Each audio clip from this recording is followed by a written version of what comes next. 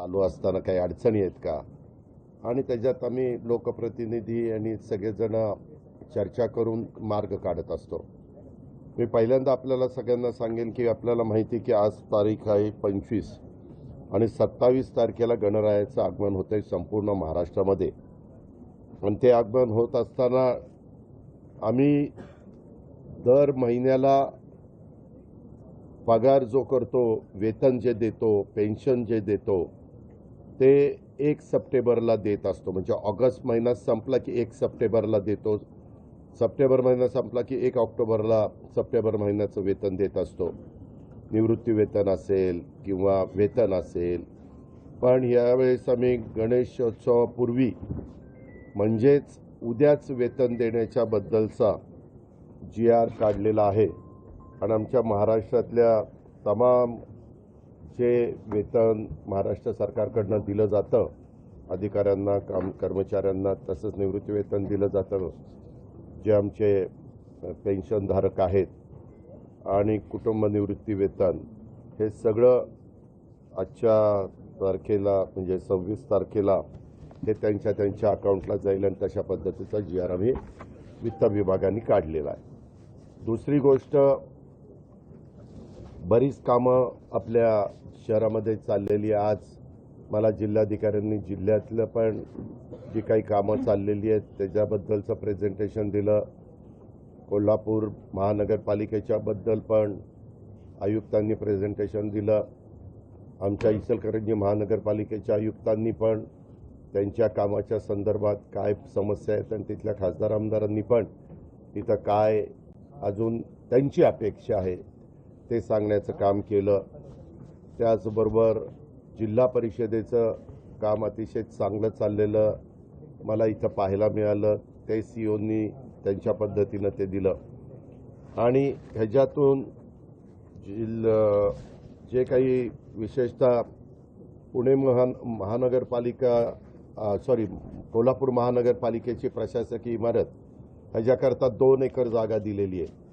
आणि ती 2 एकर जागा, कारण आता आपली महानगरपालिकेची जागा ही कमी पडतीये आणि कोल्हापूर वाढते, उद्या अजून वाढणार, कदाचित नवीन एरिया पण त्याच्यामध्ये अधिकचा येणार. आणि म्हणून 2 एकर जागेच्या ऐवजी मी कलेक्टरांना सूचना केल्या की अधिक 3 एकर जागा द्या, अशी 5 एकर जागा द्या.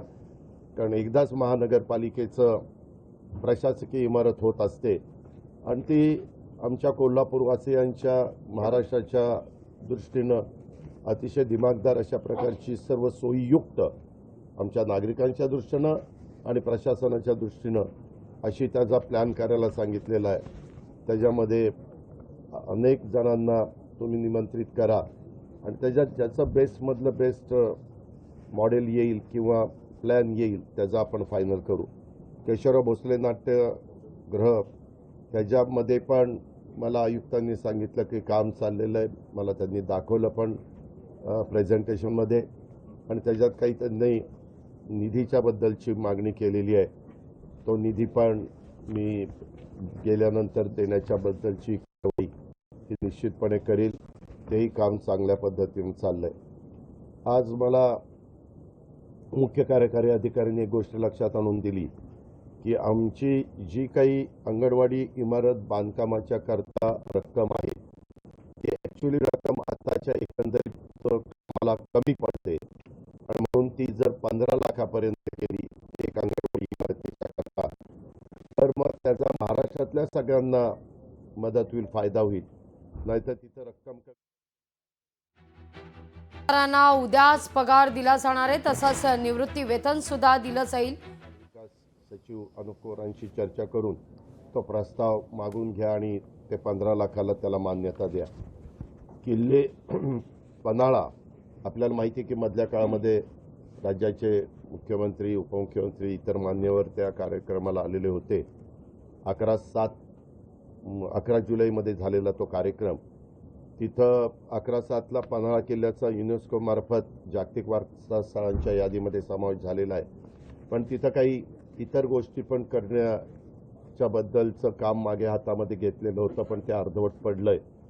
त्याला आता अधिकची गती देण्याच्या दृष्टिकोनातनं मध्ये काही 10 कोटी रुपये राज्य सरकारने दिले पण ह्यांचा जो प्लॅन आहे तो काहीतरी 35 कोटीपर्यंत जातोय असं खासदार आणि आमदारांनी लक्षामध्ये आणून दिलं.